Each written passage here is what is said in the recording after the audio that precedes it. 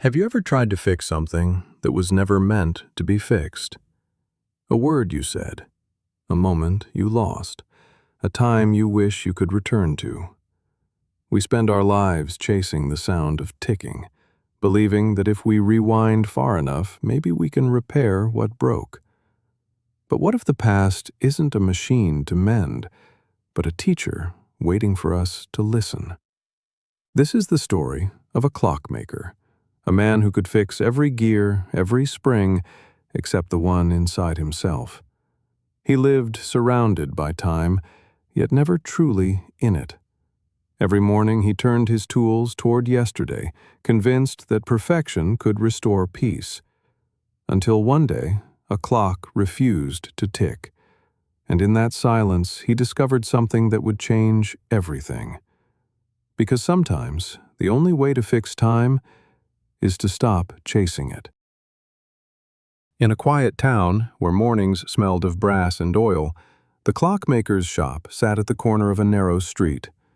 Its windows were clouded with dust and memory, and inside, hundreds of clocks breathed together. Some chimed in harmony, others coughed in protest. But he, the old man behind the counter, heard only one sound missing: her laughter. Years ago, before grief turned his hair silver, he built clocks to mark beginnings, births, weddings, the first days of spring. People said his hands carried kindness, the kind that shaped time into something gentle. But when his wife died suddenly, the rhythm of life splintered. He couldn't save her heartbeat, so he tried to save time itself. Every morning, he took apart the same clock, her clock, again and again. He believed the answer was hidden in its gears, that if he found the flaw and corrected it, maybe the universe would give her back. His fingers trembled now, but habit disguised hope. Each gear clicked like a prayer, each screw whispered a name. Neighbors stopped coming by, orders went unfilled. Yet the ticking never stopped. The shop became a shrine to yesterday. One afternoon, the boy from next door wandered in. His hands were stained with ink from school, his eyes full of questions. "Why do you fix the same clock every day?" he asked. The old man didn't look up. "Because it's broken." The boy frowned. "But it works fine. I heard it ticking yesterday." The clockmaker paused. For a moment, the child's words echoed louder than all the clocks combined. He turned the faceplate toward the light, and yes, it had been running. But he had stopped it himself that morning, afraid it would move on without him. He placed the screwdriver down. The boy was gone now, the bell on the door still trembling.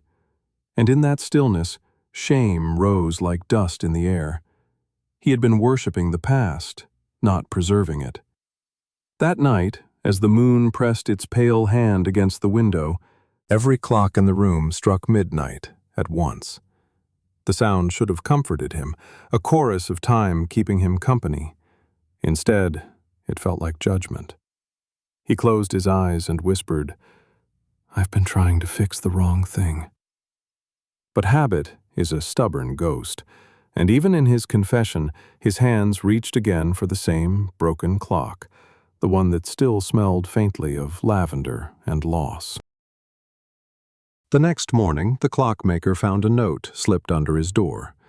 The paper was yellowed, the handwriting delicate and looping, the kind that belonged to another century. It read, "Time isn't meant to be repaired, only understood. Meet me when the noon bell rings." He frowned. No one in town wrote like that.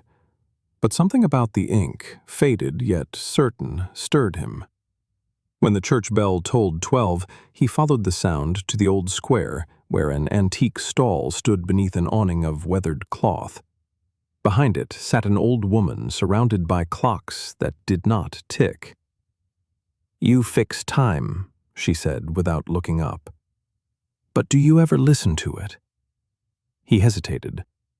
"Listening doesn't mend what's broken." "Then you've mistaken the problem," she smiled. Her hands, frail yet steady, held out a pocket watch. Its face was cracked, its gears visible like veins beneath skin. "Disassemble it," she said, "but not to fix, to see." He turned the watch over in his palm, studying the fractures. "There's no point in taking it apart if I can't put it back together." "That's what's kept you prisoner," she replied. "You think life demands repair. It doesn't. It asks for presence." He wanted to dismiss her, yet something in her tone, calm and certain, silenced the reflex. That night, he brought the pocket watch to his bench. For the first time in years, he didn't reach for the familiar clock, her clock. He reached for the stranger's. He removed each gear carefully, laying them in a line. There was no plan, no intention of restoration, just observation, brass, rust, dust, and silence. The act felt wrong at first, then strangely freeing. Halfway through, he noticed something odd.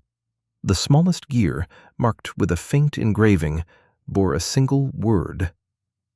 Now. He froze. For years, he had measured life in minutes missed, hours wasted, seasons lost. He had lived outside the present, a man haunted by every tick already past. He leaned back and whispered, "Now."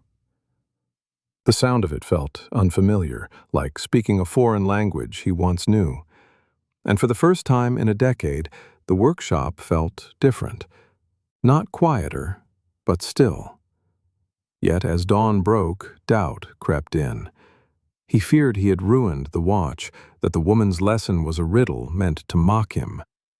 But when the morning light touched the open gears, something glimmered. Not movement, but reflection. He saw his own face in the pieces, lined, aged, alive, and realized perhaps time had never stopped. Only he had. Days passed, and the pocket watch remained in pieces on his workbench, a small constellation of brass and shadow. The clockmaker no longer felt the urge to assemble it. Instead, he spent his mornings simply watching the light move across the floor, the dust swirling like quiet seconds. Something within him began to shift. He still woke early, still made tea, still wiped his tools clean, but the rhythm had softened. When townspeople stopped by, he listened instead of retreating. When a child pointed at a clock and asked how it worked, he answered not with precision, but with wonder. One afternoon, the old woman returned. She saw the open watch and smiled. "You didn't fix it." He shook his head. "No, but I finally saw it." "And what did you see?" "The time doesn't break," he said. "Only people do, when they try to hold it still." She nodded. "Then you're free." That evening, he placed the watch beside his wife's clock. For the first time in years, he wound them both, gently, without fear. When they began ticking together, it wasn't sorrow that filled the room, but peace. He sat back and watched the hands move, not forward, not backward, simply now. Outside, the church bell rang.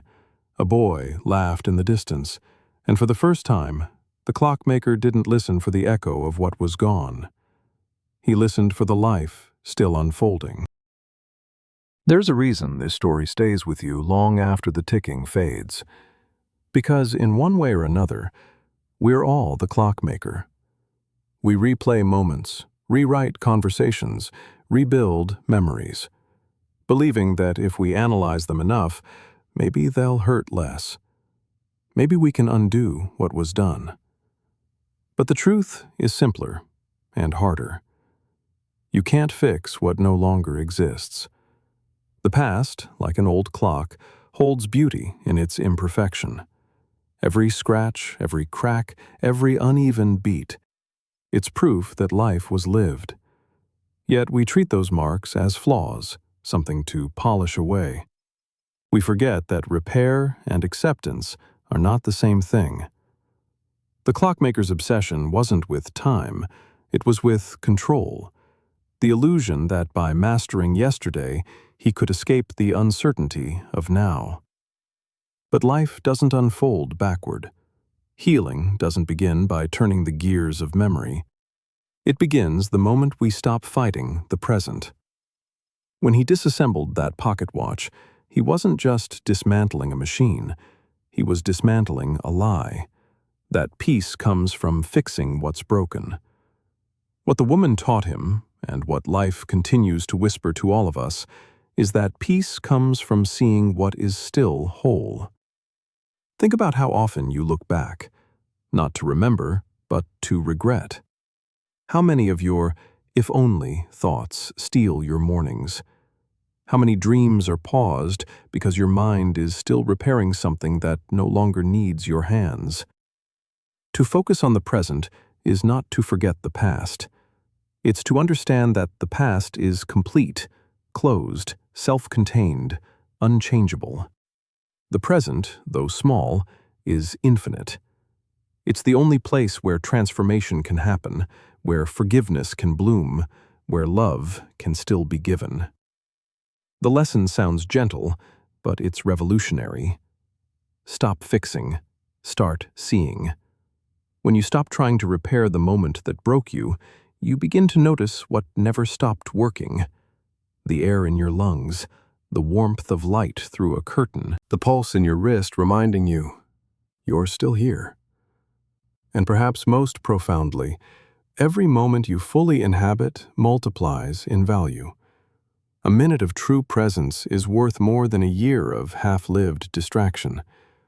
That's what the clockmaker discovered as he wound the two clocks together. Not that time heals, but that attention does. In a world that worships efficiency, progress, and productivity, stillness can feel like surrender. But it isn't. Stillness is the courage to meet your life as it is, not as it was, not as you wish it to be. When you pause to breathe, you're not losing time, you're entering it. So the next time your mind drags you backward, to the conversation you ruined, the relationship you couldn't save, the opportunity that slipped through, stop and listen. Is it time that's broken, or your attachment to what was? Every gear, every tick, every second is not a countdown to the end, but a gift of arrival. The only moment that ever asks for your presence is this one. The old woman's lesson was never about clocks, it was about clarity. When you learn to see life not as something to fix, but to witness, you free yourself from the tyranny of the unfinished. You begin to live the way time does, constantly moving, endlessly forgiving, always new. Because life, in its truest form, doesn't ask you to keep it running perfectly. It only asks you to stay. So here's the question, only you can answer. What part of your life are you still trying to repair when all it really asks for is your presence? Maybe it's a conversation you keep replaying, a choice you can't forgive yourself for, or a dream you left unfinished. You don't have to go back there. You just have to come here. Because every time you choose awareness over obsession, gratitude over regret, you turn the gears of your life back toward peace.